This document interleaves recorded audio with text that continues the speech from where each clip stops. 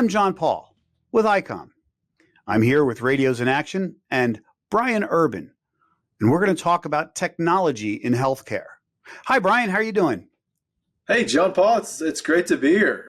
So why don't you do me a favor, do our listeners a favor, tell us a little bit about yourself and what you're doing and who you are. Yeah, again, this is going to be a real fun conversation for me as well, John Paul, and it's an honor to be on your show with Icom. So my background is kind of interesting.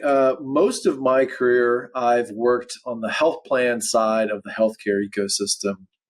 Big organizations like Highmark Health, Cigna, and then Walgreens on their specialty drug side as well, and some nonprofit consulting in between all of those as well.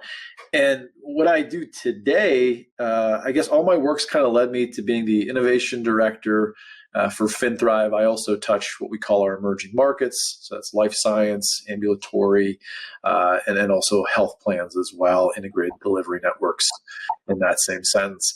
So it's a really exciting time to be a part of FinThrive, to be a part of, I'd say, the podcasting community and also the innovation community. And outside of what I do for FinThrive, I'm also a supporting aide to Dartmouth's health policy clinical practice, their public health institute that's a part of the Geisel School of Medicine. So I do some work with some newer public health students. And then I'm also at the same time now going back for some more education. I know you thought I was kind of even crazy telling you this before, but another master's and PhD dual program starting at Brown in the first part of 24. So I do a lot of things, research, and I have a love for, it's kind of odd to say, a love for socioeconomic data. It's a whole new view of what someone is challenged with in life, especially in a healthcare setting. Your academic background alone and your credentials there are fascinating to me just because of your ability to learn new things and then turn them into ways to help people. When I heard about your background and your abilities to consume knowledge and translate that into techniques to gather more knowledge and then overlay data, I thought that was fantastic. Thank you. It doesn't come without great sacrifice. I will tell you that. Balancing normal dad life. We have like a small little farm here, and just getting sleep. It is a lot. It helps though, because a lot of the work I feel I'm doing, it eventually touches families toward improving their quality of life, improving access. I'm on the way, back end of it, but it's all for something. It took me a while to find my sweet spot of things. I definitely am a late bloomer in a lot of ways, and I think academically I've just found my intrigue and passion. So it took a while, and it took 16 years to really find end to end what I love, and I've stumbled upon it. I think when we were talking last, you talked about, and you never used these terms, which I also thought was very charming. It was eloquent, actually, that when you talked about pursuing data and overlaying this data for the purposes of expediting healthcare for those in need, for the purposes of, and I'm paraphrasing, of course, decreasing the costs to the end user and for the provider.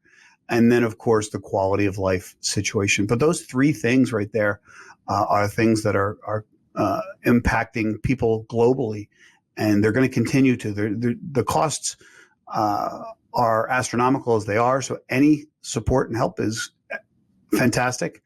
The need to feel heard by any patient is critical to a healthy recovery. And then, of course, living a happy life or a less unhappy life in some situations. The fact that you have your fingers in those three things and do it so humbly is impressive. You made my day with that. I try not to even go as deep as that sometimes, reflecting on my own work, but thank you. I think the one thing I know we're going to get into is utilization, spend, different technologies being a part of a person's journey in life, let alone healthcare. It's just so interesting now. The technology is just it's the keystone to a lot of things. It could be low tech, it could be high tech, it could be new data, it could be collaboration involving new processes, procedures, new clinical workflows. It's incredible to start to actually tangibly be a part of something that's changing. May not be like a lightning bolt speed, but changing nonetheless. And it takes a build. So we're kind of in that build right now, at least in my little world. Right. Tell me, what do you think is the closest to being addressed? Quality of life for the patient, decreasing the costs, or expediting services? That's a big question, John Paul. I will say all of those things you listed in 3 separate swim lanes are being addressed across the ecosystem at the same time. There are leaders, there are laggers, and I think some of those leaders need to have their stories elevated more. And it's great that we have mediums like your podcast and other podcasts to do that. So those laggers can get support and get brought up to speed. And I think breaking it down more, the quality of life, access to care is really in the same sentence of more appropriatizing healthcare utilization or right size fitting healthcare utilization. And everyone cares about it in a different way. I think all the huge merger and acquisition activity across the healthcare landscape is speaking to there's more and more integrated delivery networks. There's more and more care coordination that's being prioritized. So with that, you'll hear a lot of people say, oh, health plans, payers, they want to reduce as much cost and spend and avoid costs as much as possible. Of course, that's the business model that's been around forever. Healthcare, they want to do as many services as possible. Not necessarily true. They want to start doing the right services. They're starting to get reimbursed in terms of value-based care being more adopted across the market, pay for performance, but also HEDIS measures as well, coming from NCQA's recommendation into CMS's, putting it into a regulation, into a part of a policy and a process that must be followed to show your quality of care. So it's starting to blend a little bit more now. Health plans have a healthcare side, some of the larger ones, or a very close affiliated partner that they need to rely on to ensure healthcare is done at the most appropriate level or appropriate services. It's not overboard. So I think you're starting to see that more, that everything is getting pulled together. And finally, I don't think it's across the board everyone's doing this, but quality of life and appropriatized healthcare utilization is starting to come more fused together. Those leaders are some of those folks that are integrated delivery networks, that are having strong affiliated partners from a payer to a healthcare organization or centers.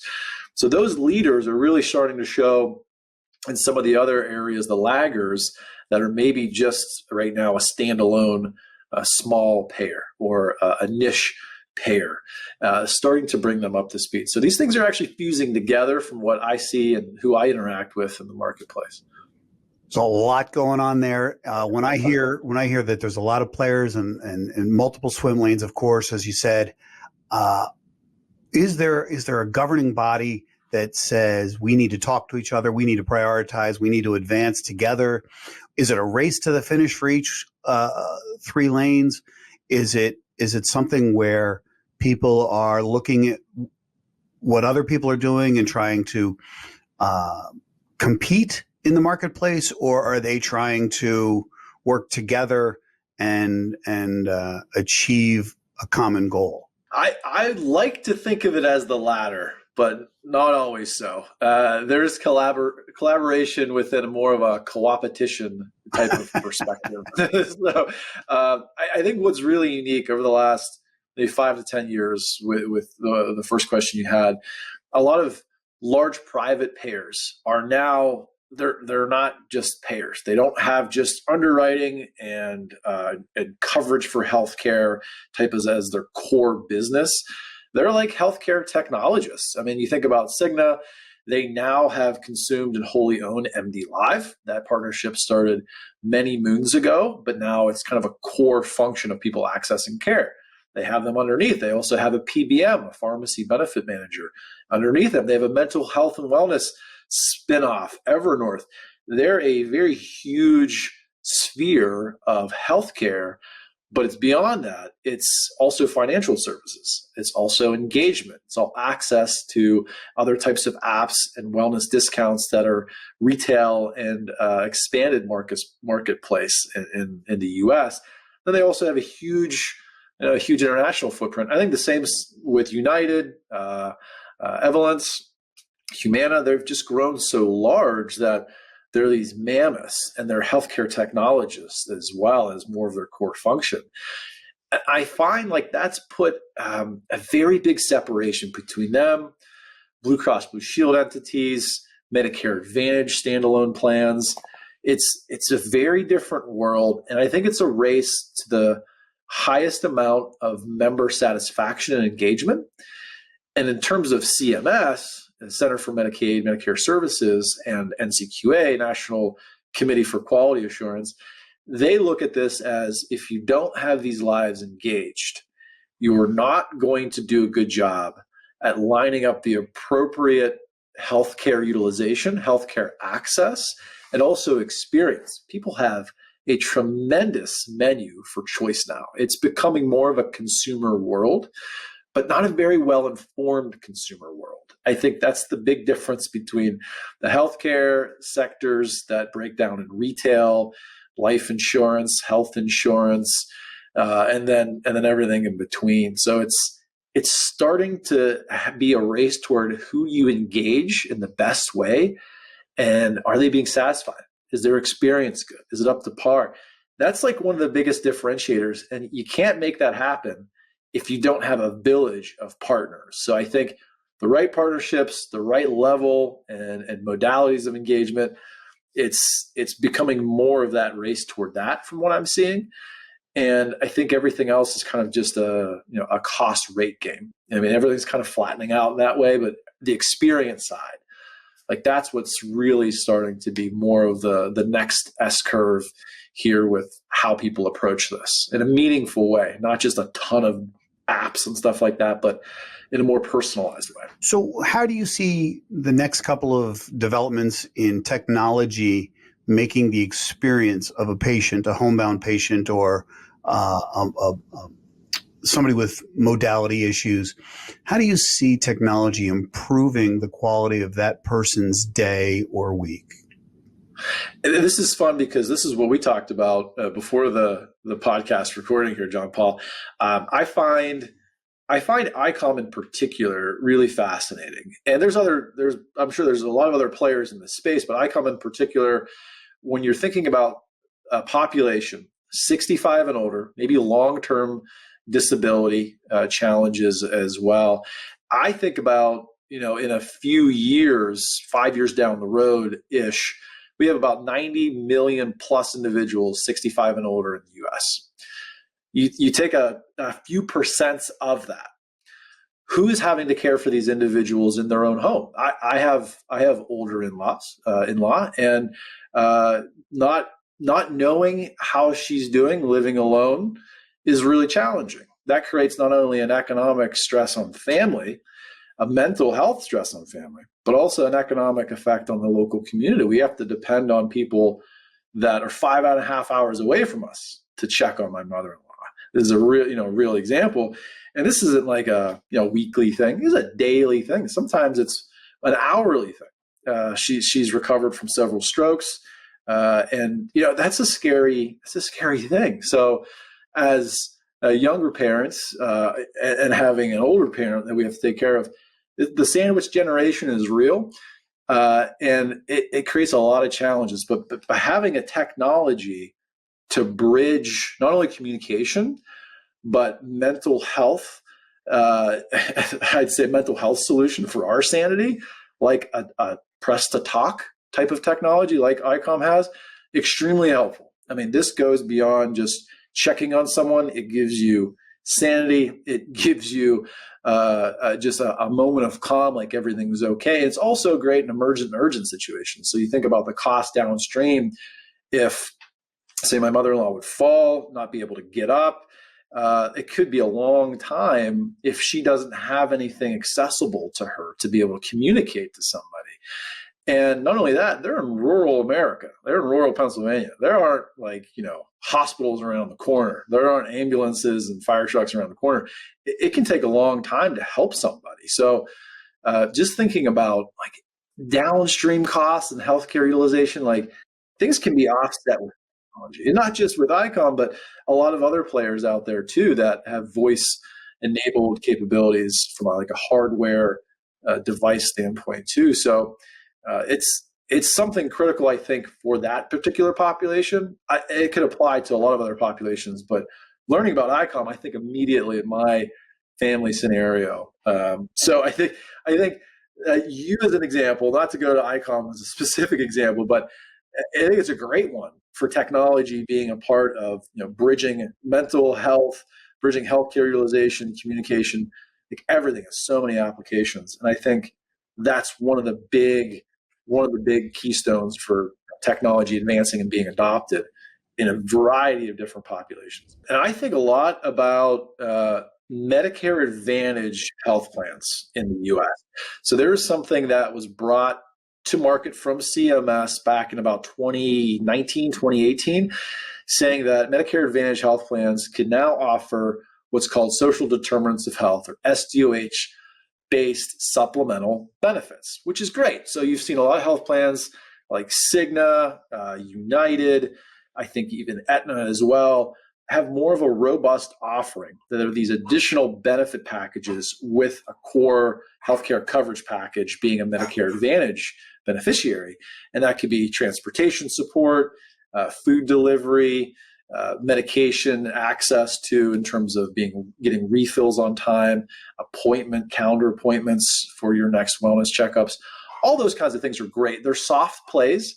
Where I think Medicare Advantage plans are going next is personalizing this more. So as Medicare Advantage plans and other large health insurance carriers adopt non-clinical data to show what someone's challenged with. So you can think about it in this way. Say United and Medicare Advantage plans, say they use non-clinical information to say, hey, how many types of phones does my mother-in-law, Carol, how many types of phones does she have? Where does she live? Does she own a car? Who's closest to kin that's alive? And then the whole support system you'd have a view on. And then it could probably give the best indicator of, hey, this person could use a press-to-talk device, like an Icom device, that would enable her not only to have effective communication, but to potentially avoid drastic, tragic scenarios that affect the family and the local community as well, and also the healthcare system rendering services. So I think as Medicare Advantage plans specifically start to personalize these benefit packages, them using non-clinical information to identify who's the most applicable for these types of communication devices, they'll afford that to them because that upfront cost is an investment and potentially avoiding a lot of other challenging scenarios that have high costs associated with them. So I think it's a chain of events that will happen. I see MA plans, dual eligible populations, Medicaid, this being afforded to them in that type of way. I think that upfront investment just changes the whole experience and the whole cost track downstream. That's my utopic vision, though, Mark and John Paul. I'm hoping that happens because it's pretty obvious to me, seeing it from this perspective, not running a health plan, but it's pretty obvious. That's how you personalize benefits to somebody. In preparing for our conversation today, I did speak with a few homebound Medicaid patients that I know. And one of the comparisons that was immediately brought forward was the comparison to those push-to-talk help I've fallen devices. And when I was looking for additional information about why one would be more helpful or less helpful to this community, the feedback I got was that there's a certain amount of fear and pride associated with pressing that button and declaring an emergency. There's helplessness attached to that.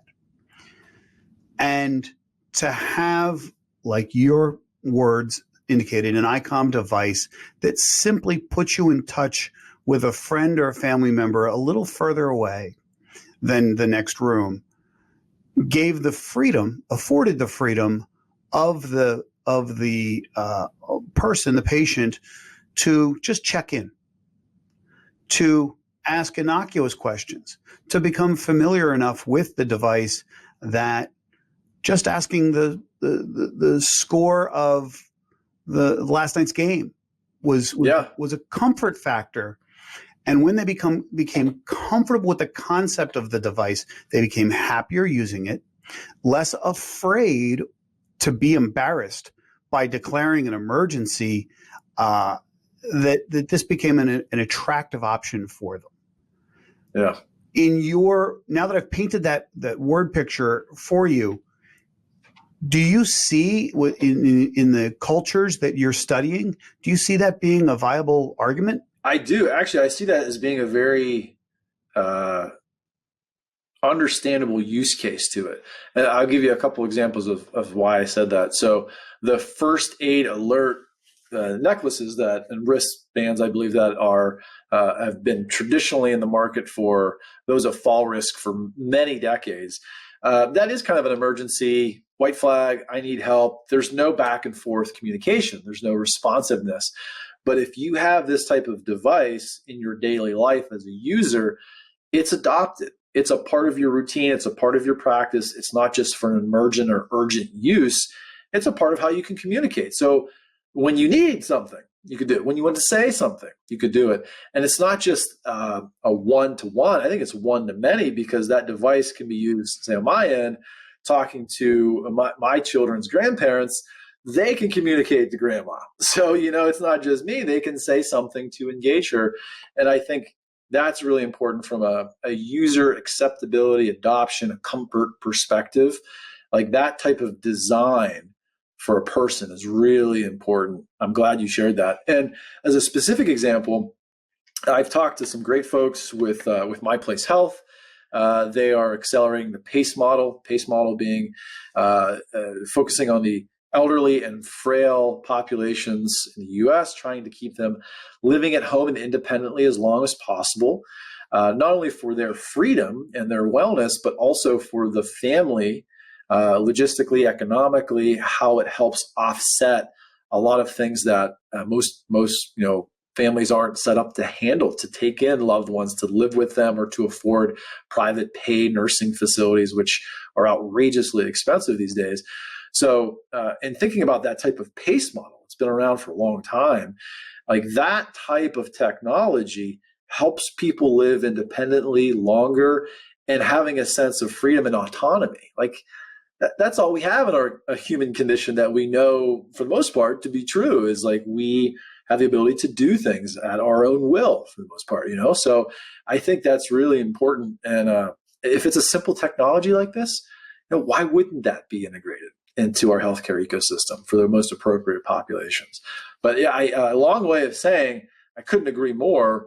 It needs to be adopted in a more rapid fashion, though. I think the value is there. I think it can be realized very quickly in terms of a business ROI, but it makes sense to have this adoption now. So when we get to 90 million plus people that are 65 and older in a few years, we're more set up than rapidly trying to throw these things at people. We start now, we'll be better in the future. I think that it's going to happen in stages. I think initially it's going to be neighbors looking out for neighbors, and then it'll become longer distance family members and friends checking in, being available, be on call, reminding somebody that their stories come on at 3:00 or whatever it might be. Hey, Mom, did you take your pills?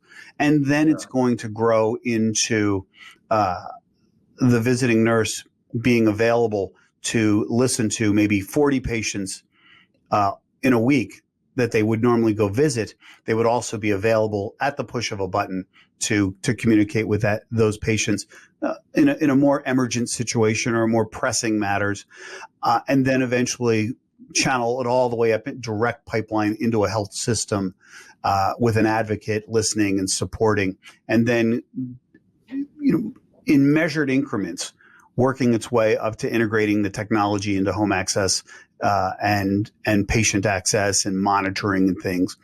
But until then, I'm very grateful that your research is pointing developers as well as adopters in this direction. And I am looking forward to our continued conversations and getting together and seeing what steps we can take, whether it's John Paul and Brian or FinThrive and Icom, or what other groups that we can put together over a cup of coffee, and how we can bring improvements to the hopefully the folks that before we get to 90 million, the homebound, the independent living, the people who just need a friend. And if we can continue to use quality of life as a guiding light, I don't think we could go wrong. Yeah, I agree. I think if we start there, then everything else takes care of itself. I really appreciate your time. As you know, you're going to be able to hear this podcast. Your friends are going to be able to hear it on all the major podcast outlets. Icom America is also, we've got a great website at icomamerica.com, and we're on Facebook, we're on LinkedIn, and so many others. And when doing your research, you're working with those folks, make sure they, can swing by. And I'd appreciate your support. I do appreciate your support. And I look forward to a continued relationship. So thank you so much, Brian Urban from FinThrive, for having given us this time and your advice. Thank you. Likewise, this has been fun. Thanks, John Paul. Thanks so much, Brian. I appreciate it.